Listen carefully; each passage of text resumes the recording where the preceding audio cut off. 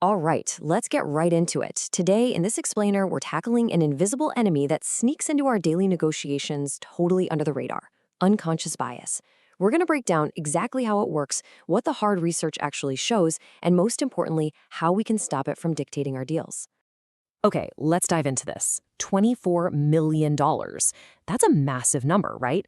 Back in 2015, the American Honda Finance Corporation had to agree to refund this staggering amount to minority borrowers just to settle federal investigations.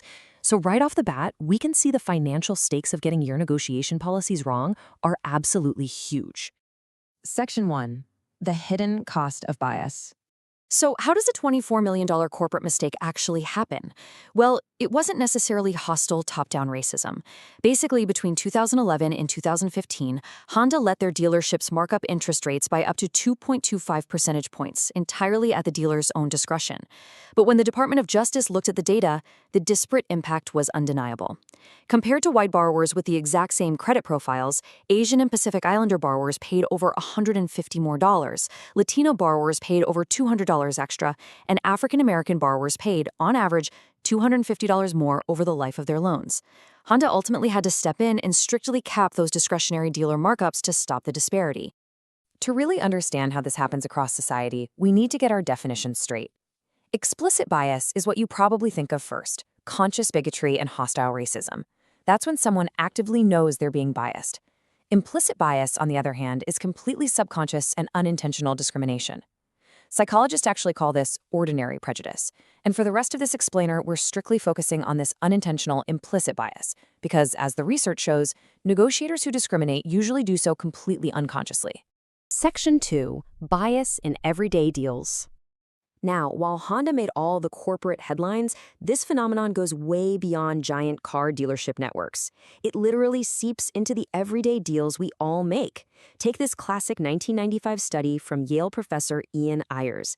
He trained 36 participants, a completely diverse mix of African American, Caucasian, male and female buyers, to negotiate using the exact same script. They made over 400 visits to 200 different car dealerships in Chicago. The results were wild. The dealers consistently offered significantly higher initial and final prices to African American and female buyers compared to white males. The researchers figured the dealers were just stereotyping minorities and women as less skilled bargainers who might just cave and accept a higher price. Now, what's really interesting here is how seamlessly this bias jumps into the digital age. In a 2015 eBay study, researchers posted pictures of baseball cards being held by either a light-skinned hand or a dark-skinned hand. Astonishingly, the cards held by a seller who appeared to be African American sold for about 20% less than the ones held by a Caucasian-appearing seller. And get this happened even when the cards held by the African American seller were objectively more valuable. It tells us that bidders aren't just biased themselves, they're probably expecting other bidders to be racially biased too, which throws off the whole market dynamic. And we see this everywhere in the online marketplace. Think about this number: 8%. A 2015 study looked at Airbnb, sending booking requests to 6,400 hosts across 5 major cities. The guest profiles were perfectly identical. No photos. The only difference was the names, which were chosen to signal the guest was either Caucasian or African American. And the result? Hosts were 8% more likely to accept queries from guests with Caucasian-seeming names. It is a stark, quantifiable metric of implicit bias in action. Which brings us to Section 3, the roots of prejudice. So we've seen the lost dollars and the rejected bookings, but what is actually driving this psychologically? Honestly, ask yourself right now, are you immune to ordinary prejudice?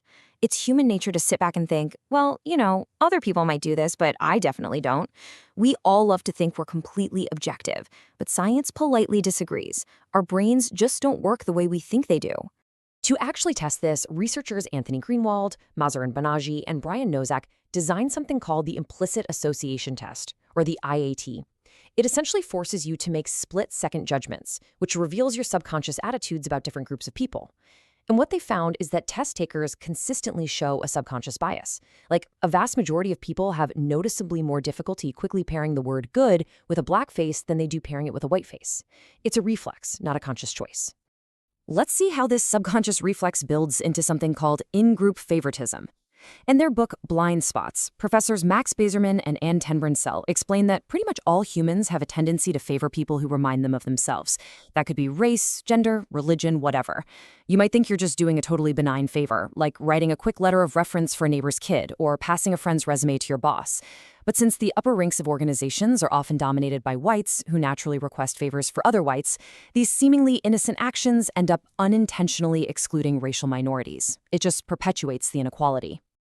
Let's take a look at Section 4, Inequality in the Workplace. So, how does this in-group favoritism and ordinary prejudice infiltrate corporate hiring?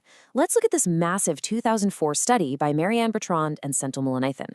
They sent out nearly 5,000 identical resumes to 1,300 job postings in Chicago and Boston. Half the resumes had white-sounding names like Emily or Greg. The other half used African American sounding names like Lakeisha or Jamal. The data was crystal clear. Resumes with white-sounding names got 50% more callbacks than the exact same resumes with African American sounding names. I really want to pause on this specific point, because we need to put the sheer magnitude of these findings into perspective. Statistically, just having a white-sounding name on that resume provided an advantage equivalent to having 8 more years of professional experience. Think about that for a second.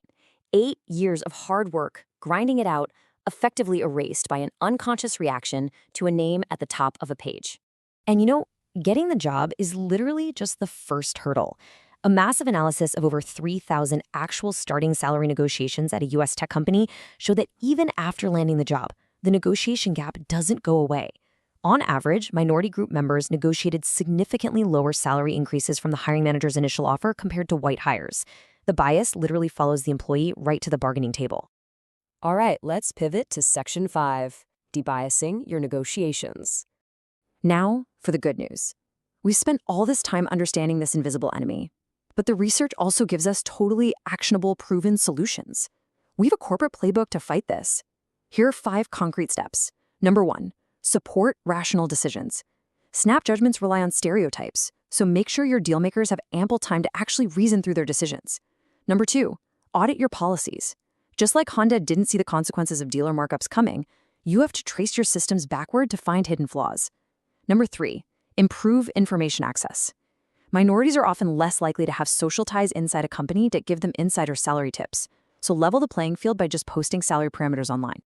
Let's zoom in on step 4 for a second, encouraging joint comparisons. A 2015 Harvard study found this brilliant way to essentially nudge negotiators toward less biased decisions. When managers evaluated employees one by one, they tended to fall back on stereotypes.